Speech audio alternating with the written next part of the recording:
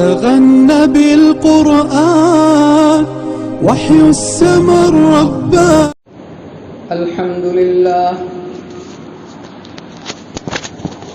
الحمد لله الذي هدانا لهذا وما كنا لنهتدي لولا أن هدانا الله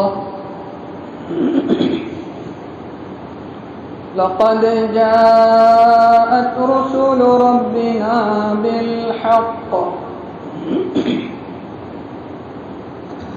صلوات الله وسلامه على سيدنا محمد وعلى آله وصحبه وبارك وسلم تسليما كثيرا كثيرا.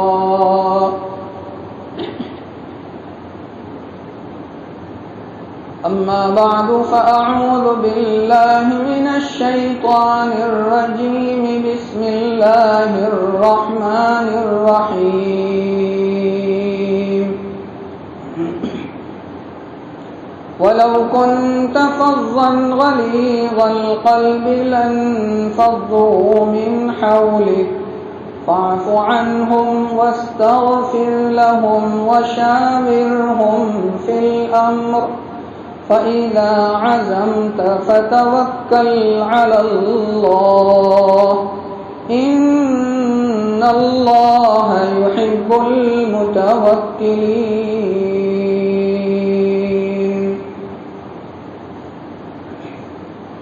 وقال الله تعالى في مقام آخر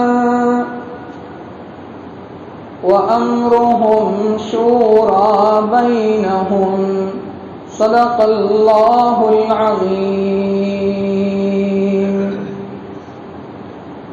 سلام على خير الأنام وسيدي حبيبي إله العالمين محمدي بشير نذير هاشمي مكرم عطوف رؤوف من يسمى بأحمدي.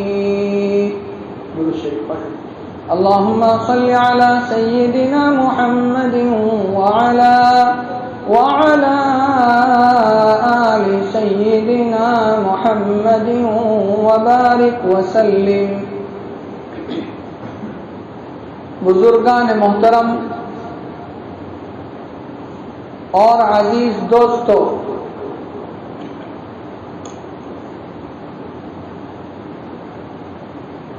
اسلام ایک کامل ترین دین ہے.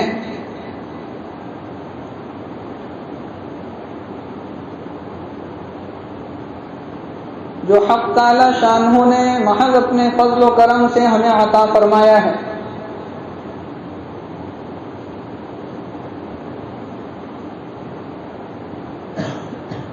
اسلام ہی ایک ایسا مذہب ہے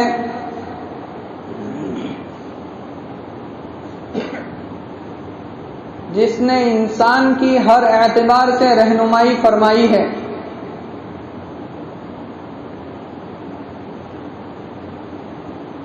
انسان کو کسی بھی موڑ پر اکیلا نہیں چھوڑا، اور یہ وہ مذہب ہے جو قیامت تک چلے گا. اور اللہ کا سب سے پسندیدہ دین ہے. ان الدین عند اللہ الاسلام. اللہ کے نزدیک سب سے پسندیدہ دین ہے دین اسلام.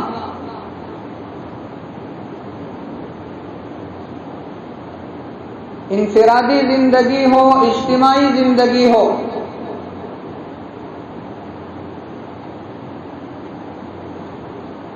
ہر حال میں انسان کی رہنمائی کرتا ہے اسلام.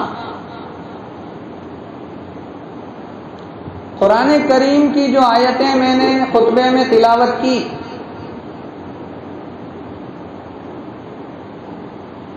غزوہ احد کے موقع پر یہ آیتیں نازل ہوئی.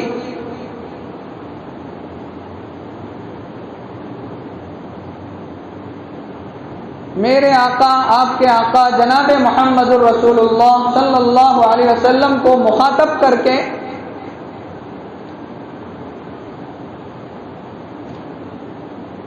قیامت تک آنے والے انسانوں کی رہنمائی کی گئی. وَلَوْ كُنْتَ فَظًّا غَلِيظَ الْقَلْبِ لَانفَضُّوا مِنْ حَوْلِكَ. اگر آپ تند خو اور سخت دل کے ہوتے تو یہ جو آپ کے سامنے صحابہ کرام کی جماعت بیٹھی ہے ایک بھی نہیں رہتا، سب بھاگ جاتے.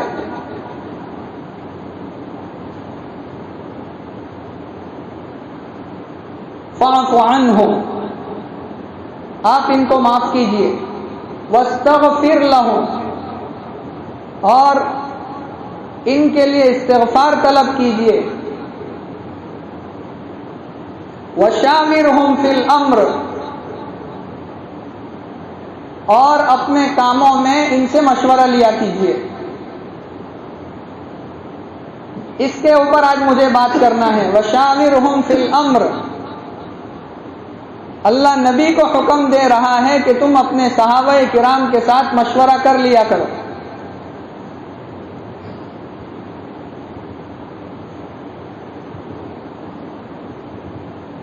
حالانکہ نبی تو صاحب وحی ہے، آپ کی رہنمائی ڈائریکٹ اوپر سے ہوتی ہے، پروردگار عالم کی طرف سے. رب العالمین رحمت للعالمین کی رہنمائی کرتا ہے.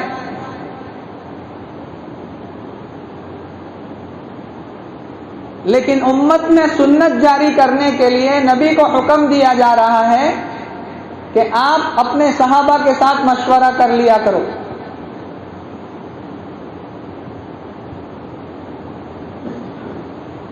اور اس سنت کو قیامت تک کے لیے جاری کیا گیا. کئی موقعوں پر حضرات صحابہ کرام رضوان اللہ علیہم اجمعین سے اللہ کے نبی نے مشورہ کیا. اور جو آدمی مشورہ کر کے کام کرتا ہے اس میں اللہ خیر ڈال دیتے ہیں.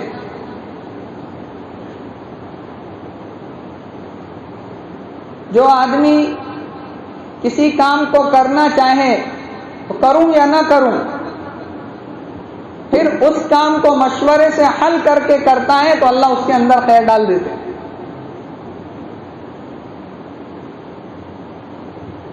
اور مسلمان کی خاص صفت بیان کی قرآن میں، وَأَمْرُهُمْ شُورَىٰ بَيْنَهُمْ، کہ مسلمان اپنے کاموں کو مشوروں سے طے کرتے ہیں.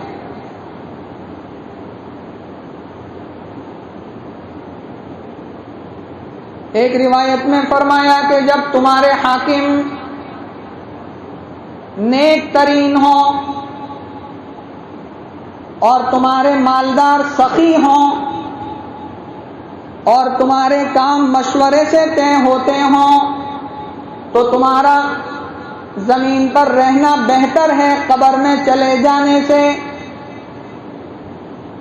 حاکم کیسے ہوں؟ بہترین ہوں. مال کس کے ہاتھ میں ہوں؟ مالدار سخی ہوں.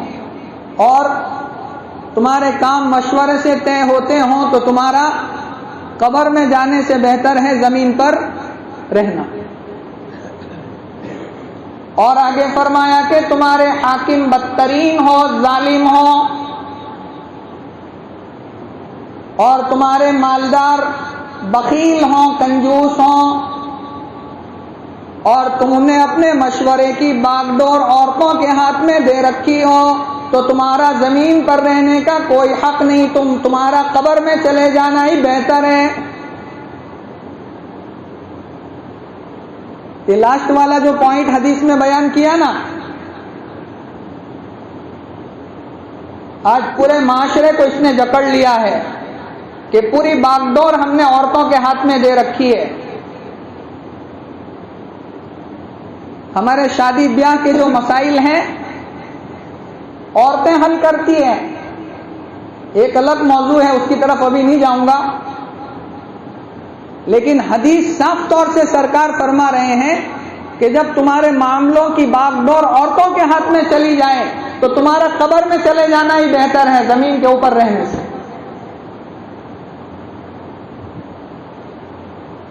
مرد کو الرجالون قوامون علی النساء، مرد کو اللہ نے عورت کے اوپر فضیلت دی، اس فضیلت کو اگر تم چھوڑ دو اور سارے مسائل تمہارے عورتیں حل کریں،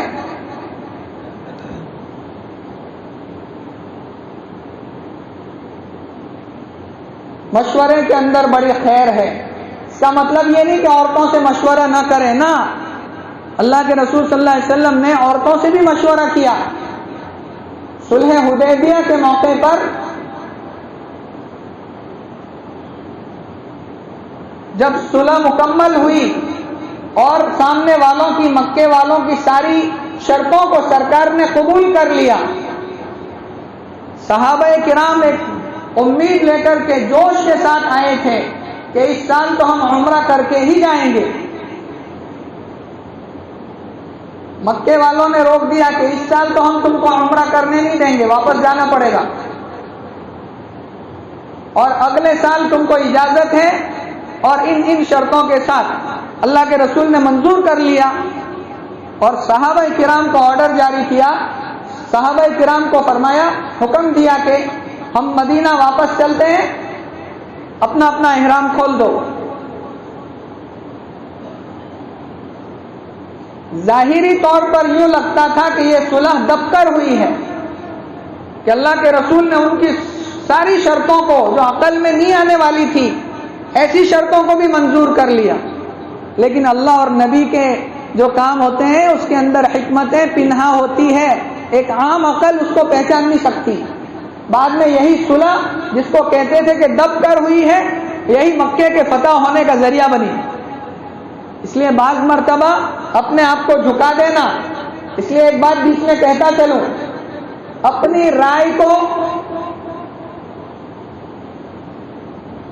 دبا لینا، یہ بعض مرتبہ پوری قوم کے لیے، پوری امت کے لیے خیر کا ذریعہ بن جاتی ہے۔ قیامت کی ایک علامت میں سے یہ لکھا ہے کہ ہر آدمی اپنی رائے کے اوپر گھمنڈ کرے گا کہ ہوں کیوں تیز کھروں۔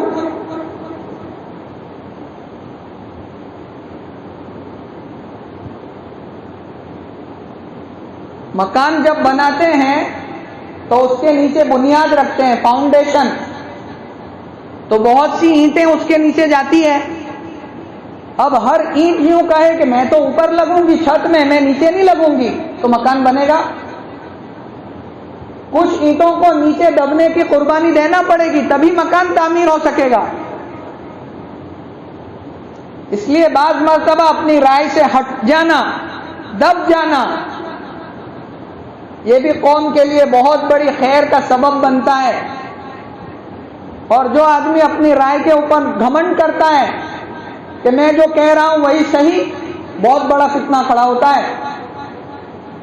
یہی غزوہ احد کے اندر جب نکلنے کا فیصلہ مشورہ ہو رہا تھا کہ بھائی ہم مدینے کے اندر رہ کر ان کا مقابلہ کریں یا باہر نکل کر کے مقابلہ کریں، تو مدینے میں ایک بہت بڑا منافق تھا، عبداللہ ابن ابی ابن سلول، منافقین کا بھی سردار تھا۔ وہ ظاہری طور پر مسلمانوں کے ساتھ رہتا تھا، لیکن اندر کھانے وہ یہودیوں کے ساتھ مل کر کے، دوسرے لوگوں کے ساتھ مل کر بہت نقصان پہنچاتا تھا۔ آج بھی مسلمان کو جو نقصان پہنچتا ہے مسلمانوں کے اندر کی ہی منافقت سے، ورنہ مسلمان کو کسی کی طاقت نہیں نقصان پہنچائے۔ سب سے زیادہ آج امت کو نقصان خود مسلمان پہنچا رہا ہے۔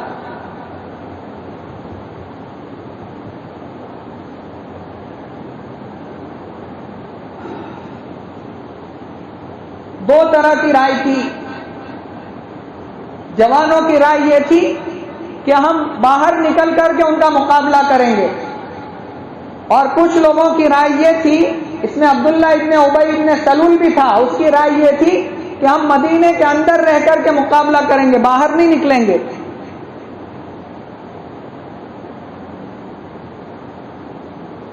اللہ کے رسول صلی اللہ علیہ وسلم نے باہر نکل کر مقابلہ کرنے کا فیصلہ فرمایا. مسجد نبوی سے آپ نکلو تو سیدھا سامنے احد کا پہاڑ نظر آتا ہے. اس پہاڑ کے دامن میں جنگ ہوئی تھی. تو اللہ کے رسول صلی اللہ علیہ وسلم کا فیصلہ یہ تھا کہ ہم باہر نکل کر کے مقابلہ کریں گے. تو یہ ساتھ میں تو چلا، لیکن وہاں میدان میں جا کر کے اس نے اپنی منافقانہ چال چلی. 1000 آدمی چلے تھے مدینے سے. عین جنگ کے موقع پر اپنے 300 ساتھیوں کو لے کر الگ ہو گیا اور یوں کہا کہ محمد تو ہم کو مروانے کے لیے یہاں لے آیا ہے، ہم ساتھ نہیں دیں گے، اور منافقت کرتے ہوئے وہاں سے 300 آدمیوں کو لے کر کے واپس مدینے چلا آیا.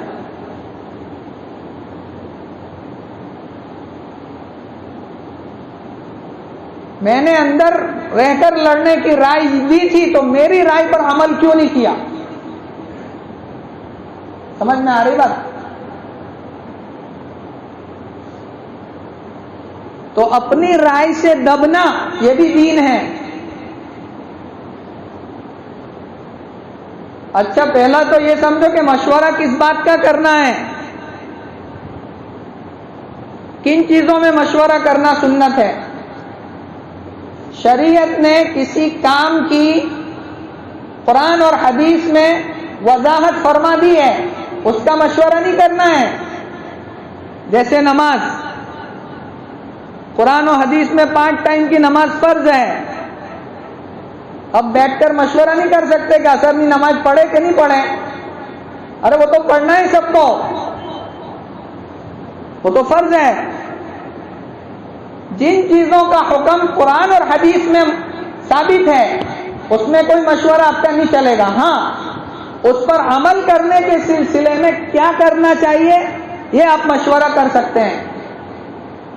جیسے آپ سفر میں جا رہے ہو، 4-5 آدمی ساتھ میں ہیں، 4-5 آدمیوں میں سے ایک کو امیر بنا لو مشورے سے، اور پھر بیٹھ کر مشورہ کرو کہ بھائی ہم سفر میں جا رہے ہیں تو ظہر کی نماز کون سے اسٹیشن پر پڑھیں گے. یہ آپ مشورہ کر سکتے ہو.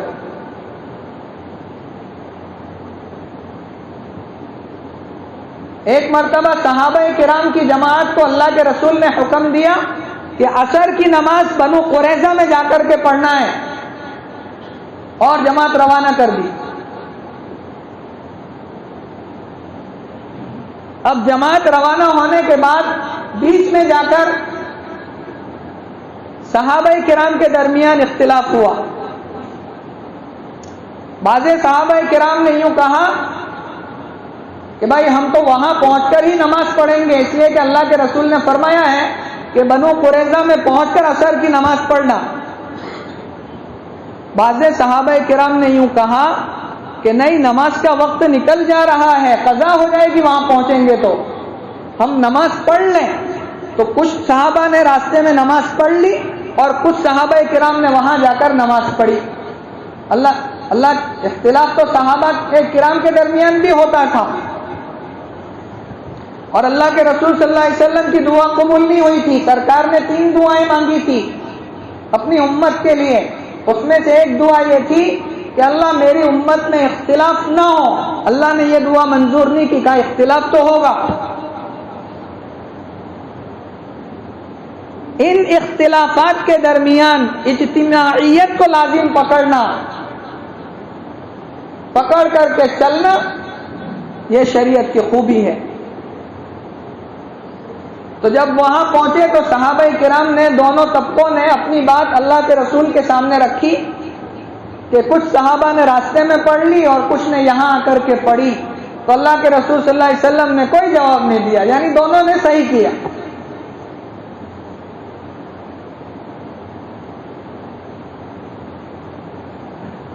تو مشورہ، جہاں قرآن اور حدیث میں کوئی حکم طے نہ ہو تو وہاں مشورہ کریں گے.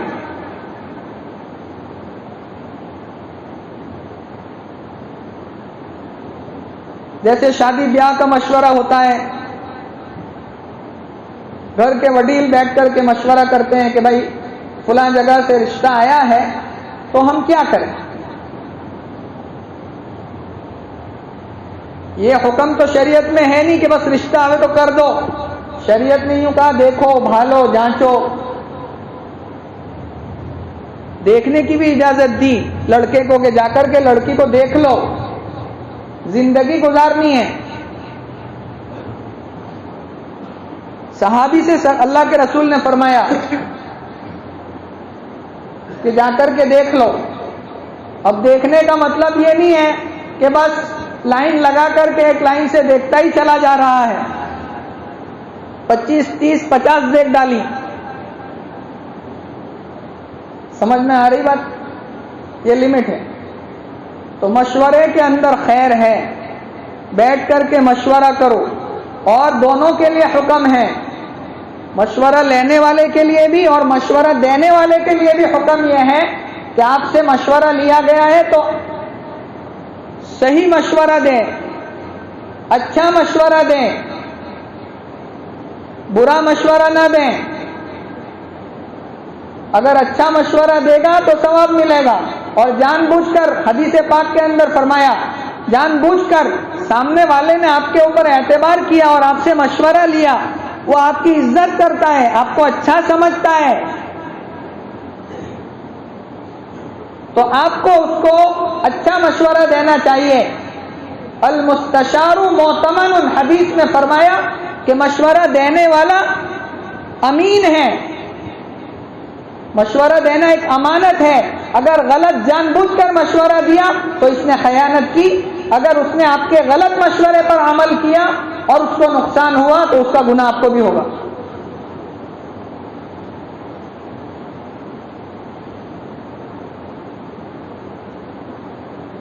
ایک واقعہ یاد آیا. ایک صحابی ہے حضرت مغیث رضی اللہ تعالی عنہ,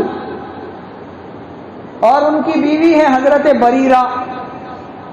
بریرہ باندھی تھی, اس کے آقا نے بریرہ کی شادی کر دی تھی مغیث کے ساتھ. اب آقا کو باندھی کے اوپر پورا اختیار رہتا ہے, وہ جہاں چاہے اس کے نکاح کرا سکتا ہے. تو حضرت مغیث دیکھنے میں بہت خوبصورت نہیں تھے, اور یہ حضرت بریرہ بڑی خوبصورت تھی. اب حضرت بریرہ رضی اللہ تعالی عنہ کو اس کے آقا نے آزاد کر دیا کہ آج سے تو آزاد ہے, اب تو باندھی نہیں رہی, اب تو آزاد ہے. ہمارے یہاں جو کام کرنے والے آتے ہیں نا آدیواسی, کیا وہ بھی ہماری باندھی ہے؟ نہیں. کسی نے مسئلہ پوچھا تھا مفتی صاحب سے کہ مفتی صاحب اپنا تھا کام کروا ہوا ہے, اپنی باندھی گڑا ہے؟ وہ باندھی نہیں گڑا ہے. باندھی کس کو کہتے پہلے وہ سمجھو. اگر اسلامی ملک کی کسی دوسرے ملک کے ساتھ جنگ ہو اور ان کی جو عورتیں پکڑ کر کے لائی جائیں, تو یہاں جو ہمارا کمانڈر ہے, جو حکمران ہے, وہ اپنی ثوابدید سے وہ جو عورتیں تقسیم کرے گا, جس کے حصے میں وہ دوسرے ملک کی جو عورت آئی ہے وہ اس کی باندھی گنی جائے گی. یہ تو آزاد ہے. تو اچھا, اب حکم یہ ہے کہ باندھی کو اگر آزاد کر دیا جائے تو پھر باندھی کا اختیار رہتا ہے, وہ نکاح جو ہوا ہے اس کو باقی رکھے یا توڑ دیں آزاد ہونے کے بعد. اب جب حضرت بریرہ رضی اللہ تعالی عنہ آزاد ہو گئی تو اب ان کے ہاتھ میں اختیار آ گیا کہ مغیث کے ساتھ جو نکاح ہوا ہے وہ باقی رکھیں یا توڑ دیں. اب حضرت مغیث بہت ٹوٹ کر محبت کرتے تھے. ہاں, شادی کرنے کے لیے جاؤ تو ماں باپ کو پوچھ کر جاؤ, دعائیں لے کر کے جاؤ, کیونکہ انہوں نے دن گزارے ہیں. تجربہ کار آدمی کی صلاح لو, مشورہ لو, یہی میں سمجھا رہا ہوں. اپنی پسندگی کی لے آؤ اور پھر ٹریکٹر بھر کر کے اس کو طلاق دو, اور پھر گھر والوں کو بھی مصیبت میں ڈالو, اپنے سامنے والوں کو بھی مصیبت میں ڈالو. ایسا مت کرو.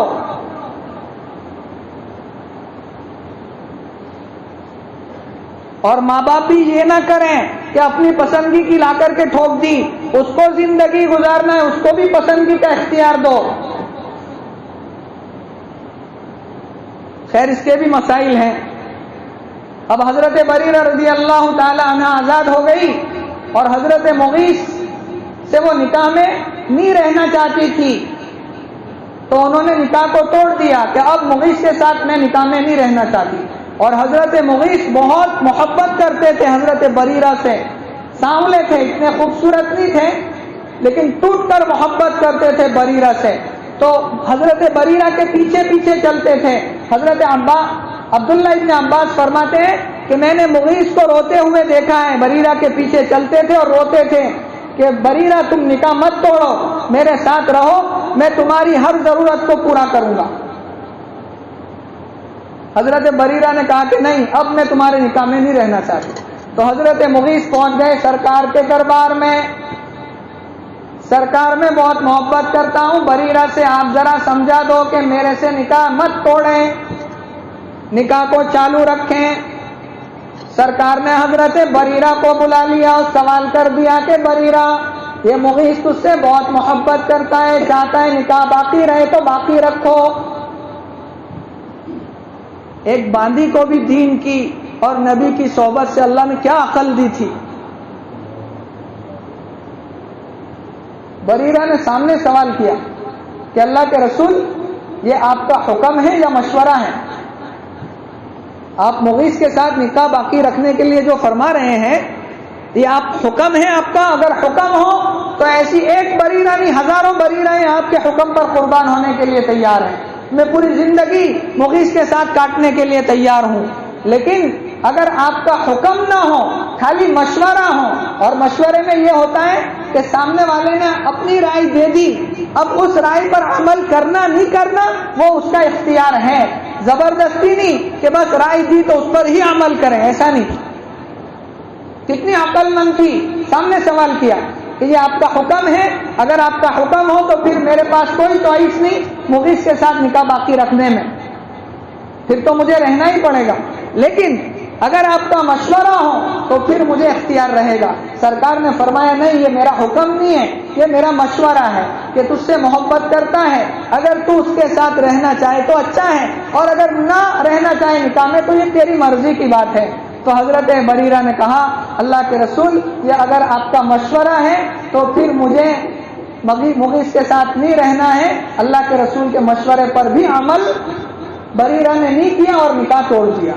اللہ کے رسول نے بھی بریرہ سے یوں نہیں کہا کہ تو نے میرے مشورے پر عمل نہیں کیا. اللہ کے رسول کے مشورے پر بریرہ نے عمل نہیں کیا، تو اب تمہاری میری کیا حیثیت کہ ماری بات پر کیا عمل نہیں کروں، ماری رائے پر کیا عمل نہیں کروں. تو مشورے کا مطلب یہ ہے کہ آپ مشورہ لو امانت داری کے ساتھ، آپ کو اچھا سمجھتا ہے. اور حضرت علی رضی اللہ تعالی عنہ نے پوچھا آخری بات، اللہ کے رسول اگر کسی بات کا حکم نہ قرآن میں ہو نہ آپ کے فرمان میں ہو تو پھر ہم کیا کریں؟ اللہ کے رسول صلی اللہ علیہ وسلم نے فرمایا اپنے یہاں کے جو علماء ہو، فقہا ہو، جو عقل مند ہو، ان کو جمع کرو اور ان سے مشورہ لے لو، اور مشورے کے بعد جو طے ہو اس کے اوپر عمل کرو، اللہ اس کے اندر خیر ڈالتے ہیں. اور مشورے کے بعد جو بات طے ہوتی ہے نا، اس میں شرمندگی نہیں ہوتی، اس میں اللہ خیر ڈال دیتے ہیں. اور مشورہ کرنے کے بعد بھی اگر کوئی کام غلط ہوا تو ایک آدمی کو بلیم نہیں کر سکیں گے کہ اس نے کہا تھا، نہیں، سب کی ملی ہوئی رائے تھی اور سب کی عقل کا استعمال ہوا تھا، اس کے بعد یہ فیصلہ ہوا تھا. اس کے بعد بھی اگر غلط ہوا تو یہ اللہ کی مرضی تھی. تو ایک آدمی کو بلیم نہیں کر سکیں گے، پھر سب کی ذمہ داری بنے گی کہ بھائی مشورے سے طے ہوا تھا، اللہ کو جو منظور. تو حضرت بریرہ نے یوں نہیں کہا کہ اللہ کے رسول میں آپ کا مشورہ نہیں مانتی، بلکہ حضرت بریرہ نے نکاح توڑنے کا فیصلہ کر لیا کہ اللہ کے رسول اگر آپ کا مشورہ ہے تو میں آپ کے مشورے کو نہیں مانتی اور مغیث کے ساتھ نکاح کے لیے تیار نہیں، اب میں نکاح توڑ دینا چاہتی ہوں. نکاح توڑ دیا حضرت بریرہ نے. ہمیں یہ سبق دیا جا رہا ہے، یہ پوری تقریر کا خلاصہ یہ ہے میرے بھائیوں کہ کوئی بھی کام ہو، انفرادی ہو، اجتماعی ہو، گھریلو ہو، دنیا کا ہو، دین کا ہو، اپنے کام کو مشوروں سے کیا کرو، اور مشورہ کرنے کے بعد پھر جو کام کریں پھر اللہ کے اوپر بھروسہ رکھو کہ مشورہ کرنے کے بعد یہ کام طے ہوا ہے، اللہ تو اس کے اندر خیر ڈال دے، تو اللہ انشاءاللہ اس کے اندر خیر ڈال دیں گے. اللہ تعالیٰ اپنے کاموں کو مشورے کے ذریعے حل کرانے کی ہم سب کو توفیق عطا فرمائے. آمین. وآخر دعوانا ان الحمد للہ رب العالمین.